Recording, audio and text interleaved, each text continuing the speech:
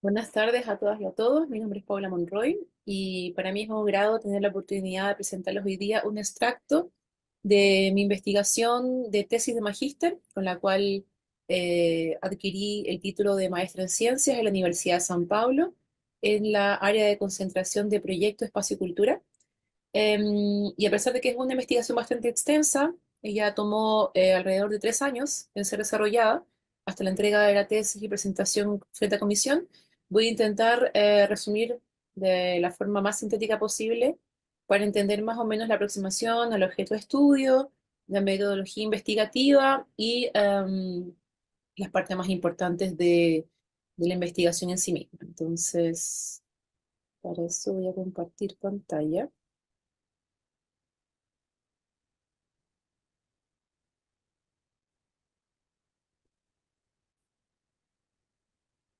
Bueno, el título de la investigación, bueno, pido disculpas porque la presentación está en portugués, pero voy a ir traduciéndola conforme la presentación va avanzando. Es Segunda Bienal de Artes, Ocupación Ouvidor 63, que es el objeto de estudio, modos insurgentes de producción artística y sus despliegues en el espacio. Esta esta tesis de magíster, como dije, fue presentada dentro del programa de Proyecto Espacio Cultura en la Facultad de Arquitectura y Urbanismo de la Universidad de San Paulo en Brasil en el año 2021. En junio de 2021 se finaliza este proceso. El año de ingreso al magíster es 2019, pero la investigación de campo se desarrolla durante 2018. Entonces, básicamente, quería comenzar por aquí. Esta es la tesis de magíster en su formato de publicación, tanto digital cuanto física, donde el índice es bastante simple. Además de la parte inicial, el resumen y la introducción, se divide en tres capítulos, ¿no? Donde el primer capítulo comprende la mayor cantidad de información sobre el objeto de estudio, se presenta de manera exhaustiva. Luego el segundo capítulo transita hacia problemáticas que circundan el objeto de estudio a través también de la revisión de parámetros, dispositivos, problemáticas que lo han atravesado tangencial o directamente durante toda su existencia. Ya lo voy a explicar mejor eso un poco más adelante.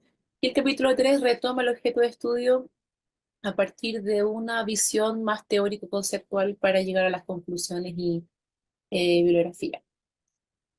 Algo que me parece también importante señalar es que generalmente, como ustedes saben, al momento de hacer una publicación de investigación, se publica en la lengua de origen, en la lengua en la cual se está investigando, y en una segunda lengua. En el caso de la Universidad de San Pablo, ella te da la libertad de publicarlo en portugués y en inglés y en español. Y me pareció interesante que son serían estas tres modalidades, hacer en las tres lenguas, el resumen, ¿no? Estamos hablando del resumen. Por lo tanto, yo me voy a quedar con el resumen aquí que desarrollé en español para básicamente explicar de qué se trata la investigación a grosso modo. Entonces, la primera parte de la investigación presenta el contexto, ¿no? Entonces dice, la presente investigación busca revelar la relación entre los modos de producción artística popular y el proceso de producción espacial en el sentido social, cultural y urbano. Esto mediante el análisis de un proyecto de arte insurgente, se dejan notas a pie de página explicando lo que es arte insurgente, inserto en un contexto específico, en la segunda Bienal de Artes de la Ocupación Ouvidor 63. Otros mundos posibles. El evento se origina en una ocupación, o sea, un edificio ocupado, de carácter artístico localizada en el centro de San Pablo y habitada por más de 140 personas y se despliega en otros puntos de la ciudad, cercanos al edificio de Ouvidor 63, o sea, del edificio en cuestión. Entonces, ese es el contexto de la investigación. Se presenta y se explica básicamente la atención inicial que se pretende elaborar o cuál es la primera mirada hacia el objeto de estudio, hacia la investigación, hacia el desarrollado. Luego es el objetivo, ¿cierto? Entonces, dice así, paralelamente y a través del caso de estudio, es abordada la intersección entre la histórica marginalización de los movimientos de lucha por la vivienda, algo que es histórico en San Paulo, y el surgimiento de espacios de producción cultural en situaciones de emergencia. Entonces, son dos vertientes independientes del objeto de estudio que se abordan a partir del objeto de estudio. En ocasiones reconocidos, en otras ignorados por el circuito institucional, donde la integración social y la deselitización, se explica también aquí una nota a pie de página a qué se refiere con eso, del arte son clave. Interesa problematizar si tal cruce, observado en el caso de la Segunda Bienal de Artes o Vidor 63, puede ser entendido como ejercicio de micropolítica, es decir, como dinámica que opera desde el deseo y la experiencia de cada sujeto que compone un determinado grupo o modo de organización social capaz de elaborar un análisis y posterior evolución de sí mismo. Yo opté por introducir una breve explicación ya en el texto, puesto que la micropolítica es un concepto que atraviesa toda la investigación y me parecía que una nota al pie de página no iba a dar cuenta de la complejidad, ¿cierto? O de la importancia que ese término tiene en la investigación como un todo. Luego se presenta la metodología, que es básicamente, que lo voy a resumir, son tres momentos, ¿no? Donde se presenta el estado del arte a través de una investigación de campo durante 7 meses, que eso fue lo que yo explicaba recién, que se desarrolló en 2018, donde se levantan testimonios de actores involucrados, luego se hace un levantamiento fotográfico durante ese mismo tiempo y cartográfico de la espacialización, o sea, de los modos de ocupar y producir el espacio, tanto físico cuanto simbólico, de las acciones y actividades ligadas a la Segunda Bienal de Artes de la Ocupación Ouvidor 63, que es un evento particular dentro del objeto de estudio analizado, que es la ocupación. Bueno, en fin, se explica cuáles son el segundo objeto, la segunda forma de análisis, ¿no? Que se aplica y cuál es la finalidad. Y luego hay un tercer momento donde se entrelazan los antecedentes del objeto de investigación, o sea, todo lo levantado en campo, con el lugar que esto ocupa en la sociedad. Entonces ahí se hace una revisión desde otras disciplinas ligadas al derecho, a la sociología, a las políticas públicas, a los estudios culturales, a través de autores específicos que se nombran aquí también en la investigación, porque nortean toda la lectura de la investigación, que son Sueli Rolnik, Gilles Deleuze, Félix Guattari, Moacir Dos Anjos y Michel Dissertot, autores tanto nacionales como internacionales en el sentido de, el país donde se desarrolla esta investigación. Y luego, finalmente, se llegan como a las primeras pinceladas de las conclusiones, ¿no? Que es en tiempo de crisis política y de eficiencia en el campo de las artes y la cultura, además de una fuerte demanda popular por el acceso y permanencia a las centralidades urbanas, esta investigación presenta modos disidentes de producción artística como vías posibles en la resignificación de espacios urbanos abandonados, como es el caso de estudio, así como su pertinencia y limitaciones en la reivindicación de deudas socioculturales presentes en la ciudad de San Paulo. ¿Ya? Como ustedes pueden ver, esta investigación particularmente aborda otras disciplinas y trae aproximaciones que van más allá del campo de la arquitectura, sin embargo, hablando sobre, como en primera instancia, sobre un objeto arquitectónico y viendo como los límites entre la dimensión física, simbólica, política y social que este objeto suscita desde una mirada micropolítica. ¿Ok? Entonces, básicamente la investigación aborda la producción artística popular y el proceso de producción espacial en relación, y este proceso desde su dimensión social, artística y urbana, ¿cierto? Esto a partir de un caso específico que es la Segunda Bienal de Artes de la ocupación Ouvidor 63, llamada Otros Mundos Posibles, el título del evento. Por lo tanto, tenemos un caso de estudio específico que es la Segunda Bienal de Artes, un proyecto urgente que pretende cuestionar los lugares, actores y formas de creación hegemónicos, entendidos como personas y instituciones que están en el poder. Es autogestionado y colaborativo. Se desarrolla en 2018, ¿no? Previo a las elecciones presidenciales de Brasil. Eso también es algo importante que se menciona en la investigación.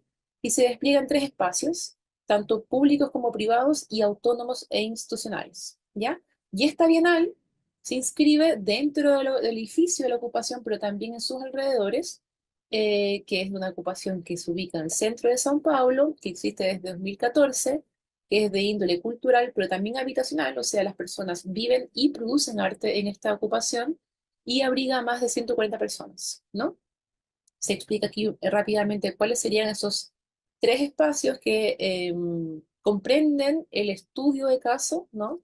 Donde el punto rojo sería, o el cuadrado rojo sería el edificio de la ocupación, que es este, como pueden ver, y dos otros espacios que están tangenciales y próximos al objeto de estudio, que sería una pasarela que conecta la vereda de la ocupación con un terminal de buses y un centro cultural institucional llamado Red Bull Station.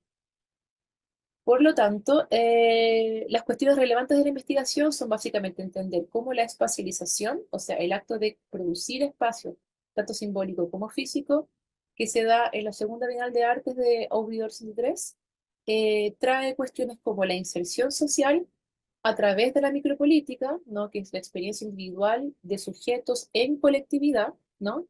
Donde su análisis y sus formas de organización social pueden llevar a este grupo social a una posible evolución y conexión con la macropolítica. Luego, como los movimientos de lucha por habitación eh, traen pautas sobre o levantan pautas sobre la utilización del espacio urbano de una forma más plural, y también cómo estos movimientos se entrelazan con la aparición de espacios emergenciales de producción artística en un dado momento en San Pablo, a partir de los años 2010. Y cómo esta interlocución entre voluntades y fenómenos sociales llegan a la triangulación entre la búsqueda por formación y ejercicio artístico, un problema de déficit habitacional que existe en la ciudad de San Pablo de manera histórica, pero principalmente se muestra de forma más encerrada hacia los años 90 en adelante, y la existencia de una infraestructura en desuso, que es el edificio en cuestión. Ya, entonces finalmente lo que se pretende con esto es entender las alternativas y dificultades del objeto de estudio. Las metodologías son básicamente tres frentes que se abordan. Primero existe un trabajo de campo e investigación-acción, donde se desarrolla un mapeo fotográfico, cartográfico y etnográfico, donde se levantan datos primarios.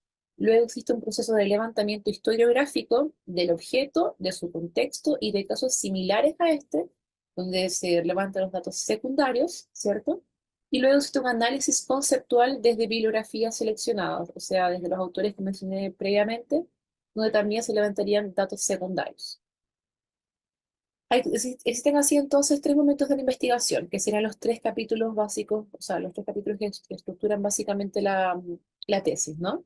El capítulo uno básicamente presenta el objeto de estudio a través de una síntesis histórica desde su momento de creación, o sea, desde el minuto donde el edificio abandonado que se ve en la primera imagen a la izquierda es ocupado por un grupo de artistas y personas sin casa en 2014 y todo su progreso y su evolución y su cambio social interno y político a nivel micropolítico hasta 2018, donde se desarrolla la investigación, ¿no? Donde surge la idea del evento de la Segunda Bienal de Artes. Luego se crea desde la noción de espacio, desde el concepto de espacio, una lectura desde el campo de la geografía a través del geógrafo Milton Santos, de la producción bibliográfica de Milton Santos, y de la sociología a través de la producción bibliográfica de Marion Segó, para llegar obviamente a la lectura de lo que es el objeto, que sería el espacio desde el punto de vista de la geografía y la sociología. Se trae más o menos una lectura de qué sería esa noción, ¿no? Donde, desde el punto de vista de Santos, el espacio no es más que un sistema inseparable entre objeto y acciones, y desde el punto de vista de Marion Segó sería entender a la sociedad como principal productor espacial, donde se entrelazan relaciones afectivas, divergencias, procesos migratorios y luchas geopolíticas. Luego se sigue presentando el objeto de estudio a través de entrevistas y la presentación de trabajos de sus principales actores, o sea, los principales actores que viabilizaron esta bienal. Se hacen entrevistas exhaustivas con preguntas direccionadas, como se muestra aquí. Esto ya es parte de la tesis, ¿no? Se muestra una ficha técnica de, presentando al actor en cuestión preguntas específicas respecto a sus motivaciones, o sea, la dimensión ética del punto de vista del arte, que llevaron a esta persona a ser parte tanto de la ocupación cuanto de la Bienal, y la dimensión poética, que sería la dimensión más del hacer, de lo físico, de la ejecución de los trabajos, ¿no? Presentando su localización dentro del edificio durante la Bienal y también cuáles serán las propuestas de materiales y de espacialización dentro de esta instancia. Luego se hace un paralelo, todavía en el primer capítulo se hace un paralelo de los dos modos de producción espacial existentes, ¿no? Uno que es el cotidiano de la ocupación, que sería este edificio como pueden ver, está más en negro, y otro versus el momento de la Bienal, que duraría 7 meses en 2018. Y cómo estos dos modos de producción afectan tanto el edificio como objeto arquitectónico, cuanto otros elementos que hacen parte del territorio de la ocupación como un todo, tanto en el cotidiano cuanto durante el proceso de la vida. Entonces, bueno, se hace un levantamiento exhaustivo yendo piso por piso, ¿no? De los 14 pisos de la ocupación, presentando cómo es el día a día, ¿no? Los modos de ocupación y cómo se organiza funcional y simbólicamente este espacio, ¿no? Mostrando como puntos de importancia y de mayor participación y de mayor agencia dentro del edificio. Se hace un mapeo y se explica el programa que habitualmente tiene la ocupación, ¿no?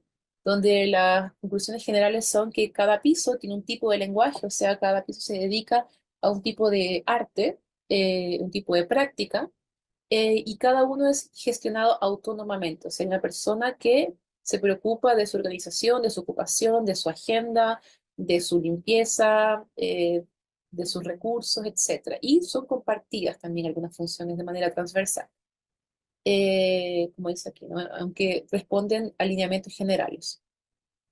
Lo mismo se hace durante el tiempo de ocupación de la bienal, ¿no? Cómo es que esta metaocupación de otros mundos posibles se espacializa a través de trabajos y acciones performadas, ¿no? De nuevo, se traen los tres espacios analizados y cómo es que esta configuración espacial, programática, simbólica y física cambia a partir del momento que se instaura la bienal dentro y en los alrededores del edificio, ¿no? Entonces, básicamente se presenta como trabajos y viviendas se mezclan. Se presenta también como el octavo piso, como el piso dispositivo, ¿no? Que es una galería, el único espacio permeable para todo público dentro de la ocupación durante todo el tiempo independiente de la Bienal. Se presenta una relación difusa entre creador y fruidor y espacio positivo, no están los límites tan marcados, y se especifica que también es un proceso de producción que dura 7 meses, ¿no?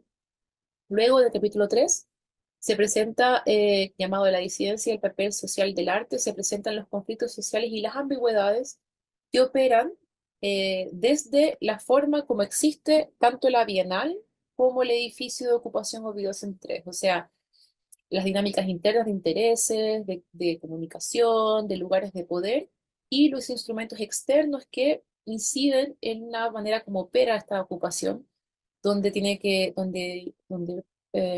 se mezcla instrumentos de la planificación urbana, instrumentos legislativos y asociaciones con entidades privadas, ¿no? Entonces, se instaura de que estos instrumentos como un todo operan de manera ambigua en el espacio bio-63 y se manifiestan las primeras problemáticas, ¿no?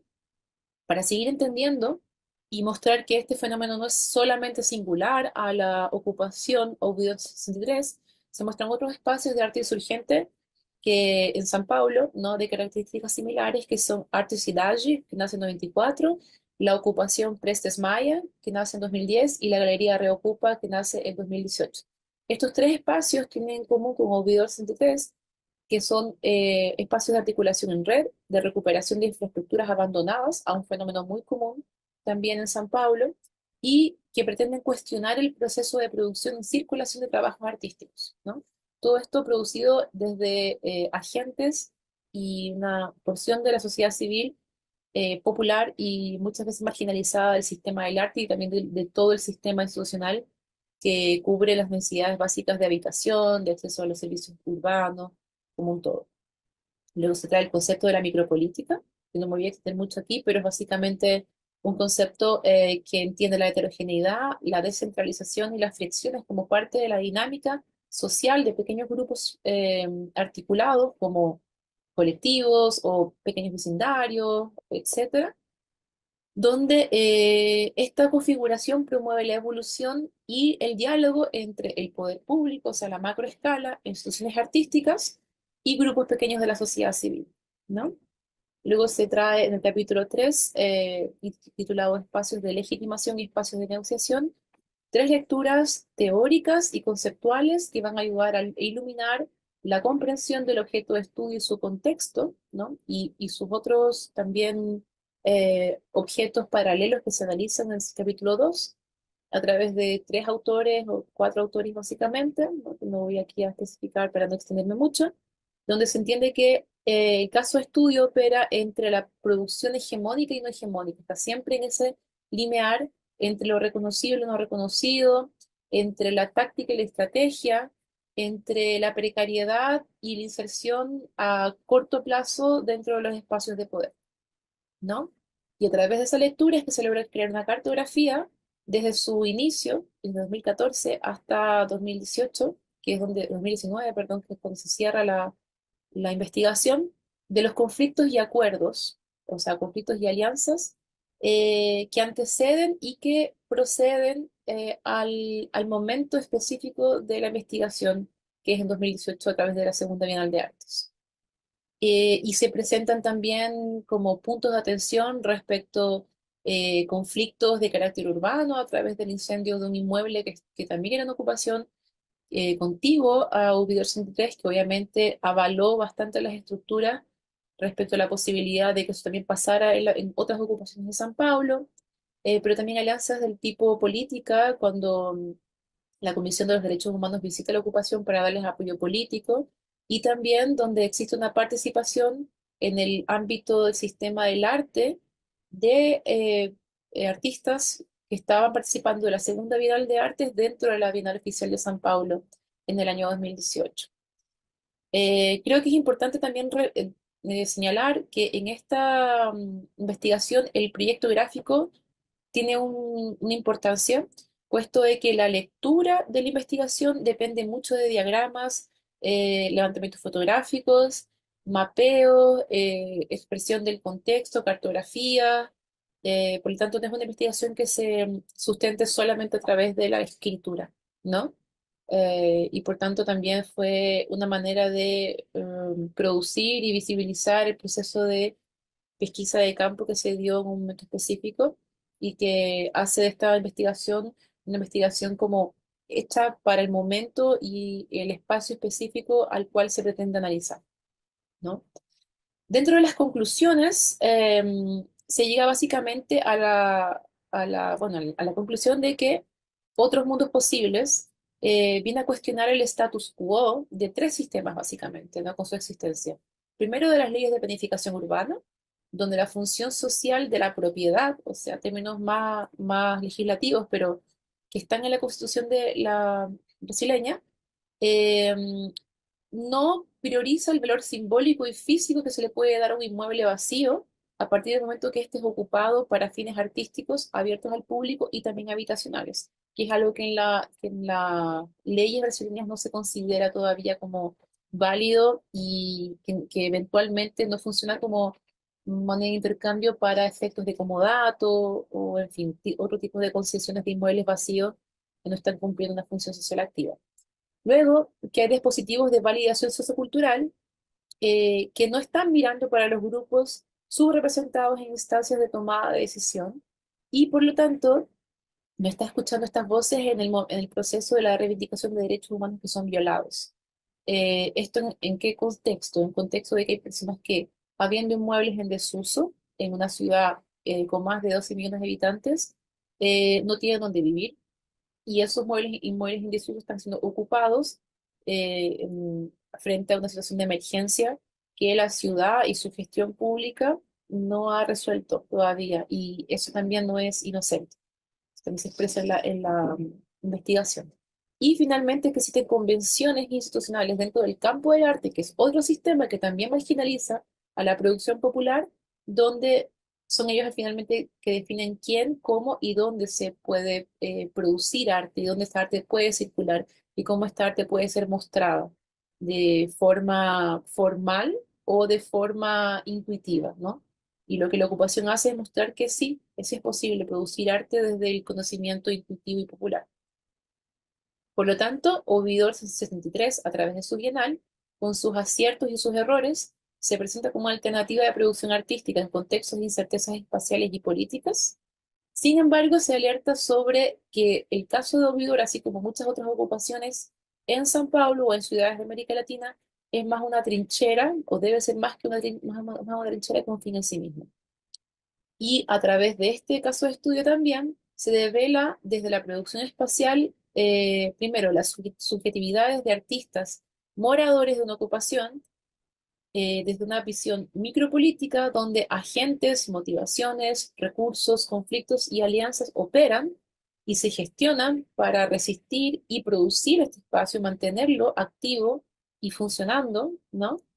Eh, y al mismo tiempo, este proceso micropolítico, desde la ocupación artística de Dior, revela también una precariedad desde donde se opera. Entonces, esa precariedad se muestra desde el punto de vista social, económico y político, donde obviamente la dimensión macropolítica es la que está deficiente en este punto, ¿no?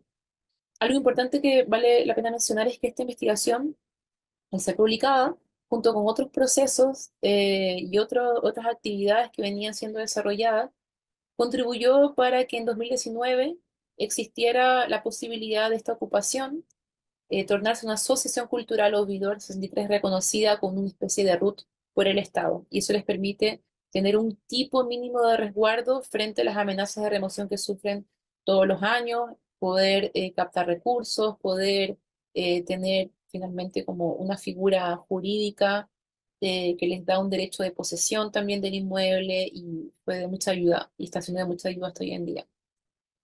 Eh, También otra conclusión a la que se llega es que el caso Video 63 funciona como una heterotopía en las palabras de Foucault, donde es un otro lugar, no es un lugar ideal, sino que es un otro lugar es donde se puede construir nuevos escenarios frente a lo que necesita ser urgentemente revisado, pero también presenta los desafíos de crear medidas formales que los respalden, que respalden este tipo de iniciativas a través de leyes, ¿no?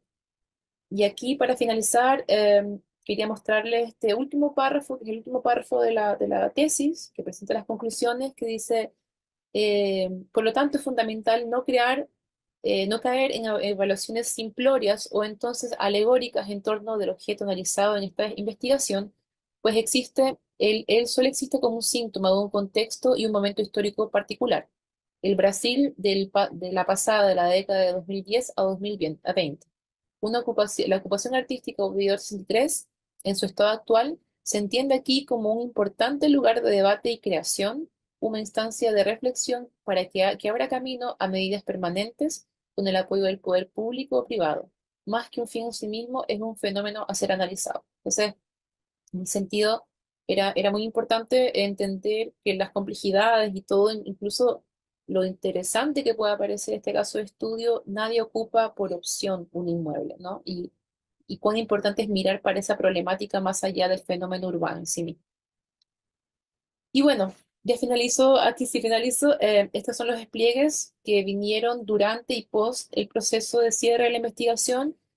Uno fue la publicación de un artículo académico en la revista de RQ en el año 2020, donde se publicó parte de un capítulo de esta investigación. Y la segunda fue hacer parte de la exposición Infinito Vão, 90 años de arquitectura brasileña curada por Guilherme Wisnik en Matosinhos, Portugal, en 2019, donde se mostraron trechos de la investigación a través de registros audiovisuales hechos durante el proceso de pesquisa de campo. Entonces, con esto me retiro y agradezco la atención de todas y todos.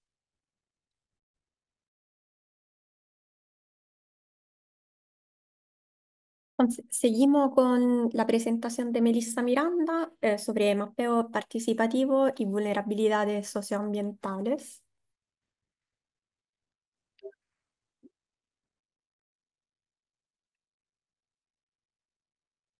Hola a todas y todos. Hoy día les voy a presentar la investigación en la que he estado trabajando el último año, mi postdoctorado en SIGIDEN. Voy a compartirles la presentación. Mantuve los logos y los formatos para que quedara súper claro dónde estoy haciendo esto y con quiénes también, porque esta es una investigación en conjunto con todos los investigadores que pueden ver.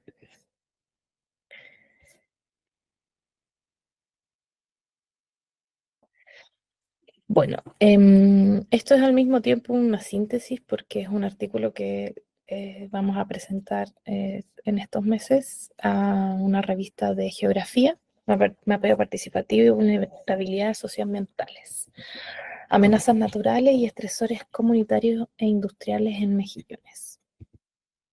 El contexto de Mejillones es que, primero que nada, es una zona de sacrificio con 15.000 habitantes y quizás algo que no sabían, porque ni yo sabía cuando empecé esta investigación, que tiene 17 kilómetros de puerto y 7 puertos especializados con tubería que conectan buques. Esta ciudad es el soporte de toda la minería de la segunda región.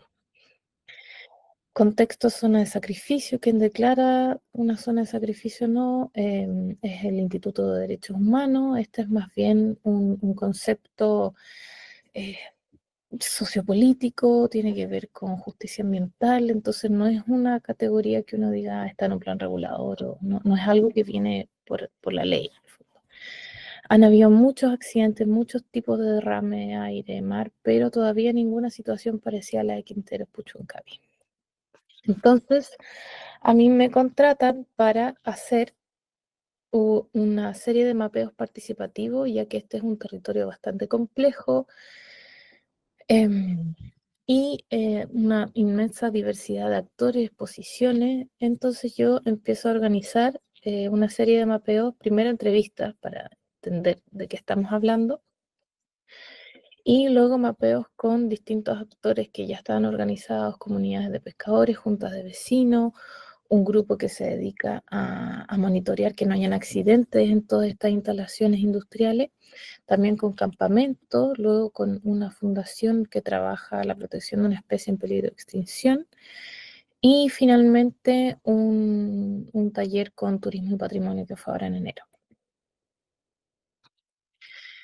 Los métodos que ocupé en cada uno fue variando, porque primero cambiaba la escala, porque el lugar donde vivían las personas, y también cambiaba el método. Decidí ocupar algo bien simple y directo, ocupar una imagen satelital y el método de semáforo, donde rojo indica alto riesgo, amarillo medio y verde no hay riesgo. Pero con algunos actores, como los pescadores, que son los más afectados por toda la contaminación que hay en el mar, hice una maqueta en 3D que quedó para ellos, o sea, una maqueta en el fondo del territorio, y ellos mapearon muchas otras cosas, mapearon más que nada temas de memoria, las especies que ya no existen. Eso. Pasaré brevemente por los resultados porque no es el punto, pero sí interesante que vayan viendo los cambios de escala y las distintas percepciones. En el campamento, por ejemplo, la mayor problemática está con el estacionamiento de buses que cargan químicos peligrosos, han habido explosiones. También hablaron mucho de la acumulación de aguas por lavadora que quedan en las calles, porque un campamento no es la tierra no está bien compactada. Pasando a las juntas de vecinos, sus mayores preocupaciones pasan al riesgo que hay en evacuación, que hay un portón que no los deja salir. Tampoco hay mucha claridad de dónde están los puntos de evacuación, hasta dónde tienen que llegar. Unos creen que está a una altura, otros creen que está en otra altura. Y así también descubrimos que hay una multiplicidad de señalética y que no es muy claro hacia dónde o cómo tienen que salir, cómo tiene que realizarse la evacuación. Sobre todo porque los puntos de encuentro están en medio de la pampa, entonces es muy difícil saber a dónde tienen que llegar. Otro grupo con el que trabajé, y aquí sí tuve harto apoyo porque eran alrededor de 30 personas, era el Círculo de Protección de la Bahía, que aquí en el fondo reunía muchos actores industriales.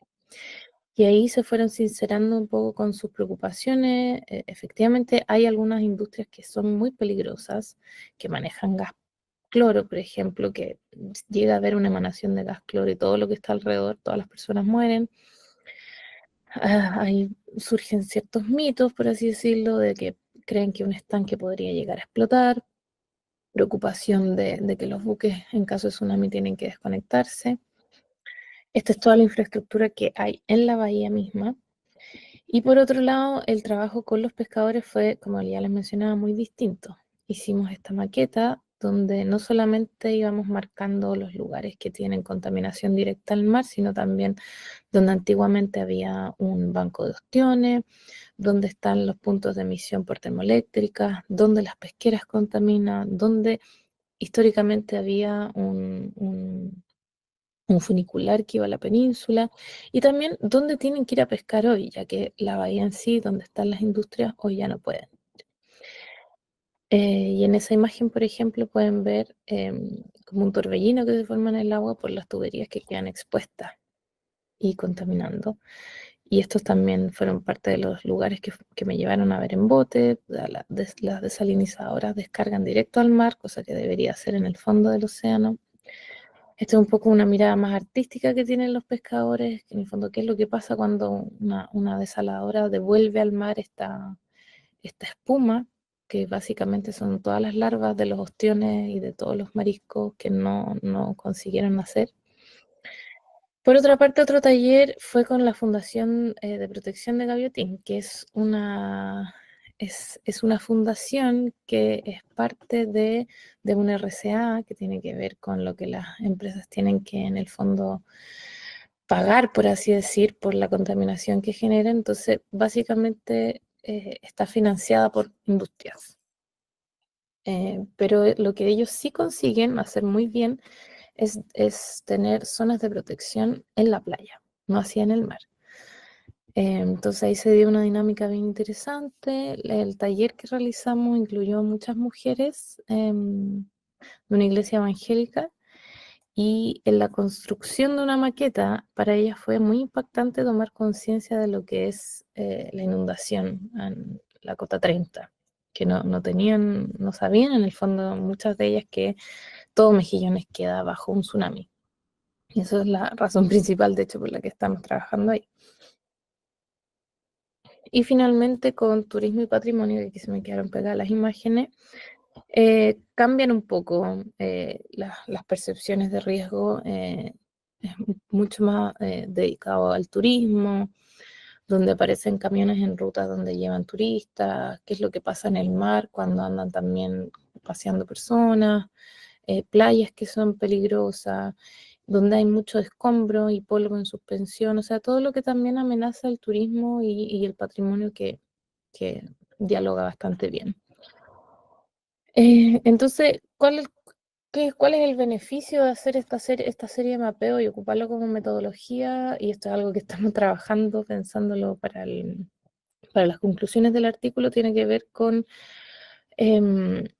primero, mapear y cuestionarse estas divisiones generalmente que existen entre lo industrial, entre lo urbano, entre lo que es campamento, entre lo que no es campamento, y juntar en un solo lugar, ya que es un lugar compartido. Las industrias están a menos de 100 metros del campamento, por ejemplo, como estresores en el fondo que aumentan la vulnerabilidad de todas estas personas. Esto es como una infografía bastante. Intenta ser lo más gráfico posible para decir, miren, todos estos estresores del medio ambiente construidos, ya sea industriales o que vienen de las comunidades, existen y están ahí y están complicándole en el fondo futuras evacuaciones o incluso situaciones de peligro son aún mayores porque están todas coexistiendo en el mismo espacio geográfico. Y ese es el resultado, y con esto cierro la presentación de mi postdoc. Yo, como les he explicado, por lo general no trabajo con preguntas de investigación, sino que más bien objetivos más exploratorios, es decir, cómo se puede visibilizar, cómo interactúa distintos actores, cuál es su percepción de riesgo, cómo se construye en el imaginario colectivo la noción de zona de sacrificio, por qué las industrias tienen una visión tan distinta a la que tienen los pescadores, por qué los pobladores no están pensando tampoco en lo que está pasando y así, en términos de contaminación. Vuelvo rápidamente a... Y eso. Así que gracias por escuchar, espero que quede claro y cualquier pregunta, ya saben.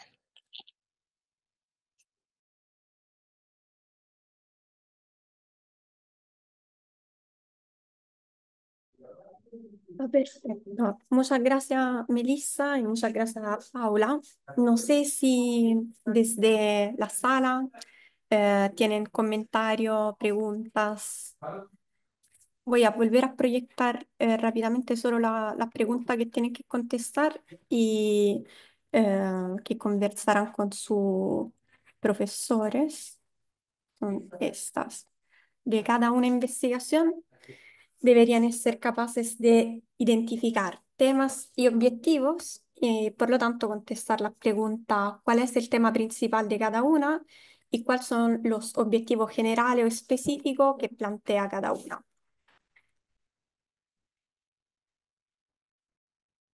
No sé si de la sala hay algún comentario o pregunta. Parece que no.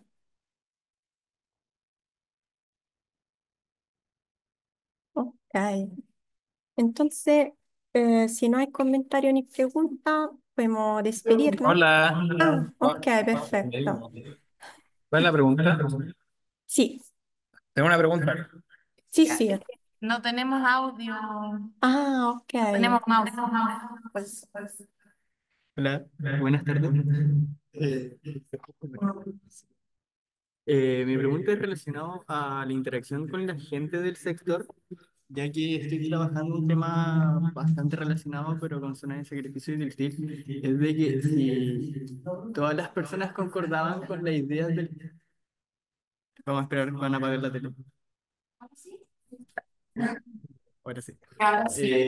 Un poco va cómo la gente llega a recibir. Y creo que tienen que apagar un micrófono. Ahora sí. La pregunta va de cómo la gente llega a recibir la información con la que uno va, un poco como la predisposición de la gente, ya que la mayoría de la gente, es verdad, identifica los problemas de las empresas contaminantes en el sector, pero también hay un sector de esa gente que está de alguna manera a favor. Por ejemplo, bastante de las personas que entrevisté, claro, veían todas las problemáticas y las vivencias del día a día de vivir en una zona de sacrificio, pero hubo como dos o tres personas de que realmente decían que no lo veían y que un poco lo apoyaban, que estaban a favor un poco de esa zona de sacrificio o industrialización de la zona. Entonces la pregunta es cómo uno puede llegar a diagramar o levantar a esas personas como información.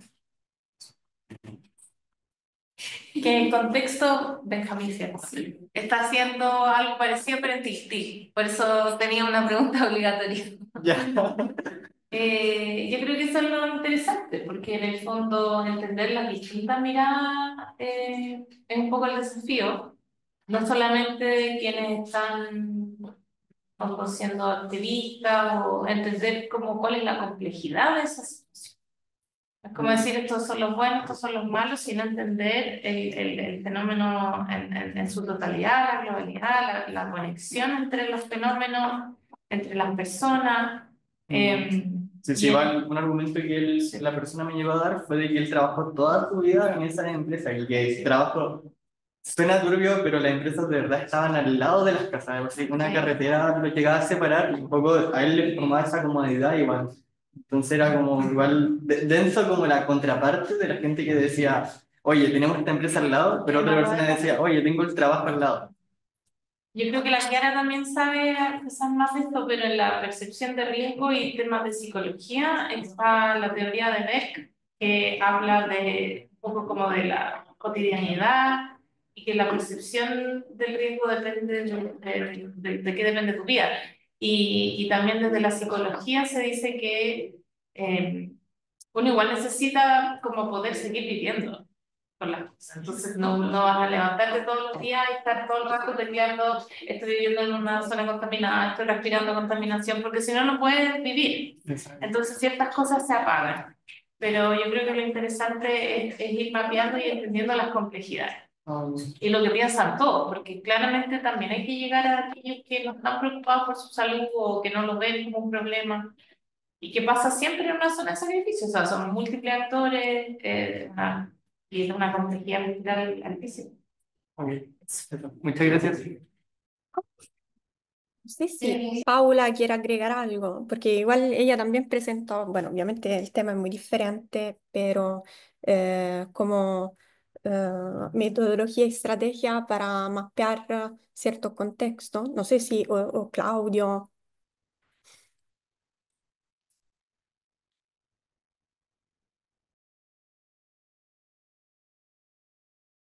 Está abierto. Bueno, hola. Básicamente creo que depende mucho del caso de estudio y del proceso, ¿no? En el caso de la Bienal de la Ocupación, todos los actores mapeados, que fueron 5, hacían parte de la petición de esta investigación. Entonces fue una investigación que surgió de una demanda popular, por así decirlo, y las 140 personas que viven todavía en este edificio, no todas estaban involucradas en el proceso de la investigación y hubo disidencias también. Entonces, eso explicaba en la tesis como el conflicto como parte de cualquier proceso plural y democrático, donde hay gente que no va a participar activamente y otras que sí. Y bueno, finalmente la investigación cierra con esa dicotomía, que es un poco lo que dice Melissa, ¿no? Como es mucho más complejo de que estar de acuerdo o no estar de acuerdo, sino que es parte de la dinámica social que se vive en cualquier comunidad, básicamente. Muchas gracias. Gracias, Benjamín, también. No sé si habrán más comentarios, preguntas.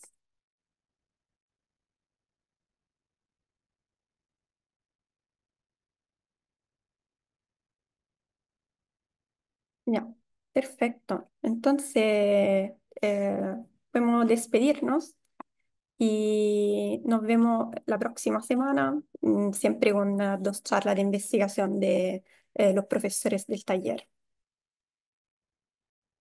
Hasta luego Muchas Chao, gracias. chao, a chao. ustedes.